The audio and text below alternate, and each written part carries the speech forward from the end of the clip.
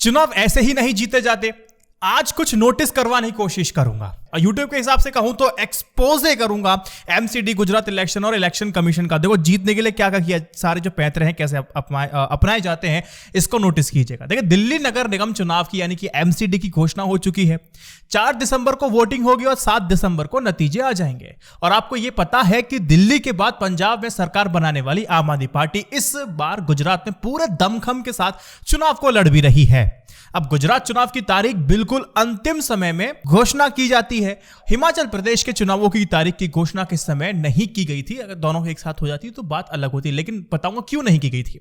और परिणाम वैसे भी दोनों चुनाव के एक साथ ही आने हैं। जिस दिन हिमाचल के परिणाम आएंगे उस दिन गुजरात के आएंगे। गुजरात चुनाव की घोषणा के तुरंत बाद अब दिल्ली नगर निगम यानी कि एमसीडी की घोषणा कर दी जाती है। एमसीडी का अपना महत्व समझाऊंगा मैं आपको। इसमें कुछ गलत नहीं है। सिर्फ भाजपा की बी टीम कहते हैं, आरोप लगाया जाता है कि आम आदमी पार्टी को थोड़ी सी दिक्कत जरूर होने वाली है। अब ऐसा क्यों कहा जा रहा है यह भी समझ लीजिए। क्योंकि उसे अब एक साथ 2 जगह प्रचार करना होगा। इसमें सबसे ज्यादा खर्चा आएगा और एक नेता 2 जगह नहीं जा सकता है और वो नहीं रह पाएगा। और क्या करेगा फिर वो, जो उसके ऑल्टरनेटिव विकल्प है उससे काम चलाना पड़ेगा। और जिसका विकल्प नहीं है उसे नगर निगम चुनाव में प्रचार नहीं करना है। और गुजरात प्रचार करने के लिए सरकारी खर्च की छूट है, ये आपको पता है। क्या आप जानते हैं कि आम आदमी पार्टी भाजपा जैसी कोई बहुत बड़ी पार्टी नहीं है, बहुत पुरानी पार्टी नहीं है, तो इसमें समस्या आम आदमी पार्टी को आएगी। उसके पास तो गिनती के प्रचारक है, खुद आम आदमी पार्टी के संयोजक अरविंद केजरीवाल, और वो भी, और अगर जो ऑल्टरनेट है वो लोकप्रिय इतने नहीं है। आम आदमी पार्टी को इन्हीं प्रचारकों से गुजरात का चुनाव तो लड़ना है ही, अब दिल्ली में लड़ना होगा।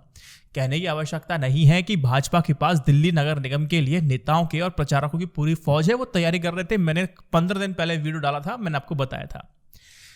और प्रधानमंत्री तो नगर निगम के प्रचार तो करेंगे नहीं, ये आपको पता है। इसीलिए गुजरात चुनाव के साथ साथ दिल्ली नगर निगम चुनाव होने का नुकसान सिर्फ और सिर्फ अगर आप कहेंगे तो आम आदमी पार्टी को होने जा रहा है। ये बात है बिल्कुल स्पष्ट। आपके दृष्टिकोण में, आपके एनालिसिस में बात हो अलग हो, वो बात अलग है। एमसीडी की महत्ता क्या है ये मैं आपको बताऊंगा, लेकिन उससे पहले ना थोड़ा सा इलेक्शन कमीशन गुजरात और हिमाचल प्रदेश में जो तारीख का ऐलान एक साथ नहीं किया गया, उसके बीच में खेला क्या है वो समझ लीजिए। देखो, हिमाचल प्रदेश के साथ गुजरात विधानसभा चुनावों का ऐलान नहीं किए जाने पर कांग्रेस के नेता हैं, इनके जो बयान है वो सुनना चाहिए। जयराम रमेश ने आरोप लगाया कि प्रधानमंत्री नरेंद्र मोदी को बड़े बड़े वादे करने, उद्घाटन करने के लिए बहुत ज्यादा समय दिया गया। अब यह आरोप लगाया जा रहा है। अब फैक्ट क्या कहते हैं, अगर फैक्ट की अगर आप देखेंगे तो बात जयराम रमेश की बिल्कुल ठीक निकलती है। पीएम नरेंद्र मोदी ने इसी बीच में कम से कम 5 दिन गुजरात में बिताए। कम से कम 7,000 करोड़ रुपए की जो प्रोजेक्ट्स हैं, परियोजनाएं हैं, उसका उद्घाटन किया था। किसानों से लेकर के, गृहिणियों से लेकर के होमगार्ड तक सभी को राहत देने वाली पूरी कोशिशें की गई थी, ऐलान किया गया था। अब गुजरात में 1 और 5 दिसंबर को चुनाव होने वाले हैं। अब तारीखों की घोषणा कुछ देर से की गई और इस दौरान प्रधानमंत्री मोदी और अमित शाह को पूरा मौका मिल जाता है। अंतिम कुछ हफ्तों के दौरान सरकारी खर्च पर जमकर के चुनाव प्रचार कर दिया दोनों ने मिलकर के। पिछले 1 माह के दौरान गुजरात की अपनी 4 यात्राओं के दौरान अकेले प्रधानमंत्री ने 2 लाख करोड़ के जो निवेश है उसकी डिक्लेरेशन कर देते हैं, घोषणा कर देते हैं।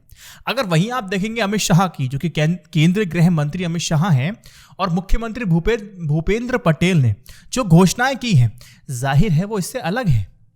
मैं लिस्ट नहीं बताऊंगा, वीडियो लंबा हो जाएगा। राज्य में हुए पिछले डिफेंस एक्सपो में भी जो निवेश के वादे हुए थे वो अलग से हुए थे। सारा मतलब जो कुछ भी कर सकते थे वो इन्होंने किया, क्योंकि बहुत इंपॉर्टेंट है गुजरात का चुनाव। गुजरात में ना एक तरह की हवा बनाने की कोशिश की जा रही है। देखो, जो कांग्रेस है ना वो तो अपोजिशन हो ही नहीं सकती है। सिर्फ बीजेपी वर्सेस आम आदमी पार्टी चल रहा है। कॉन्टेक्स्ट सिर्फ इन दोनों के बीच में है, कॉन्टेस्ट इन दोनों के बीच में है। अब मैं आपको चीजों कुछ सिंपल कर देता हूं, लेकिन औरों के द्वारा जो बात कही जा रही है उसको आगे रखूंगा और फिर लास्ट में एक बात बताऊंगा। कुछ न्यूज देखिए। मैं ठग हूं तो अरविंद केजरीवाल महाठग है। उन्होंने राज्यसभा सीट के बदले मुझसे 50 करोड़ रुपए मांगे थे जो मैंने दिए। सुकेश चंद्रशेखर ने बहुत बड़ा आरोप लगाया है। तो खुद को कट्टर ईमानदार कहने वाले अरविंद केजरीवाल की क्रेडिबिलिटी पर अब सवाल निशान हो गया। और इस समय पर बयान आने का मतलब आप समझ रहे हो, अरविंद केजरीवाल पे थोड़ा डेंट लगने वाली बात तो है। अबे सही है गलत है तो आगे की बात है, लेकिन अभी तो अरविंद केजरीवाल के लिए थोड़ा सा समस्या वाली बात है। एक जर्नलिस्ट लिखते हैं कि राहुल गांधी अगर भारत जोड़ो यात्रा गुजरात से अगर की होती और वो अगर कुल 182 विधानसभा सीटों पर एक दिन भी चलते तो आज आम आदमी पार्टी गुजरात में लड़ाई से बाहर होती। गुजरात में आम आदमी पार्टी को पूरी जमीन कांग्रेस की गिफ्ट की हुई है। ये एक जर्नलिस्ट का अपना एक आंकलन था कि वाकई कांग्रेस गुजरात में कुछ नहीं कर रही है। जब मैंने कुछ पत्रकारों से बात की तो बोला कि भाई साहब अंडर करंट है कांग्रेस के लिए। तो मैंने पूछा भैया अब दिखाई तो कुछ दे नहीं रहा। तो बताते हैं कि कांग्रेस इस बार एक अलग रणनीति पे चल रही है। वह ग्रामीण और आदिवासी क्षेत्रों में खटिया बैठक है ना, उसके अलावा छोटी छोटी जो रैलियां हैं, जो यात्राएं हैं, उस पर सबसे ज्यादा इसका फोकस है कांग्रेस का। राजस्थान के मुख्यमंत्री अशोक गहलोत और रघु शर्मा के नेतृत्व में चल रहे इस पूरे कैंपेन में अलग अलग क्षेत्रों में ना निगरानी रख रहे हैं। जैसे महाराष्ट्र, राजस्थान, छत्तीसगढ़ के कांग्रेसी प्रभारियों द्वारा की जा रही है सारी रैलियां, इसमें कैंपेन्स किए जा रहे हैं। कांग्रेस के जो अंदरूनी जो सूत्र हैं वो बताते हैं कि देखो पार्टी जो है ना वो 125 जो निर्वाचन क्षेत्र हैं सिर्फ उसी पर फोकस किए हुए हैं, पूरे 182 पर नहीं है। हालांकि वह सभी सीटों पर चुनाव लड़ेगी, सिंपल सी बात है। इसमें गोधरा से लेकर के विसनगर तक वह 16 निर्वाचन क्षेत्र भी है जहां पार्टी को कम अंतर से हार का मुंह देखना पड़ा था। पिछली बार कांग्रेस ने गोधरा में मात्र 258 वोटों से हार गई थी।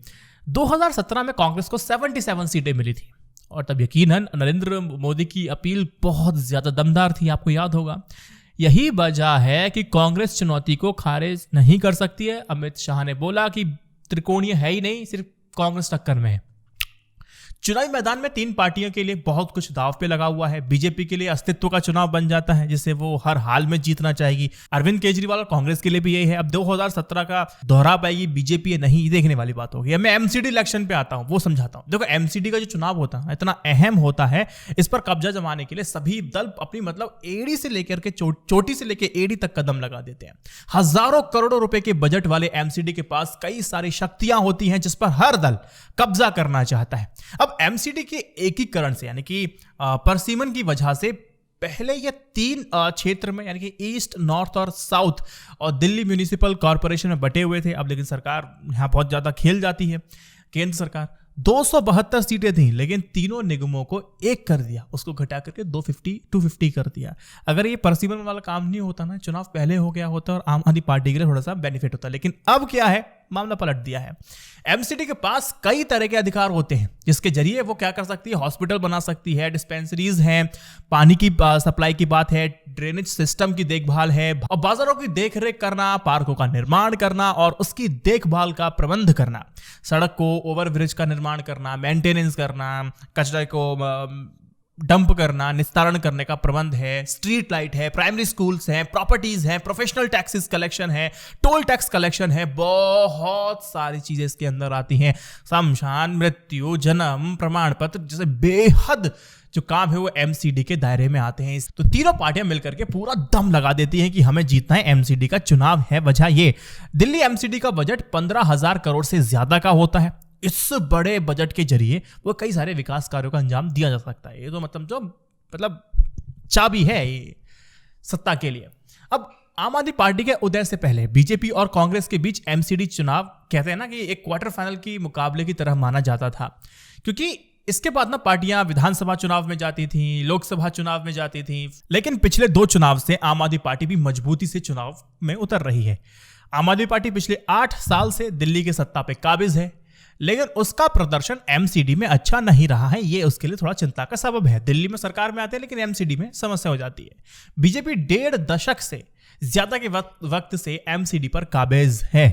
तो ये एमसीडी की पूरी कहानी जो आपको पता होनी चाहिए थी। अब आम आदमी पार्टी के सामने बहुत बड़ा चैलेंज ये है कि आम आदमी पार्टी के संयोजक अरविंद केजरीवाल के पास बहुत बड़ा समस्या ये है कि सब कुछ करता धरता वही है, वही फेस है पार्टी के, वही पॉपुलर हैं। 2 जगह वो चुनाव कर नहीं सकते, लिमिटेशंस खुद उन आम आदमी पार्टी की हैं, तो एक समस्या का सबब है। तो आपको अब याद आ रहा होगा अरविंद केजरीवाल ने पहले कहा था कि आप एमसीडी का चुनाव आज क्यों नहीं करा देते हैं, चुनाव क्यों नहीं हुए थे, ये अब आपको समझ में आ गया होगा।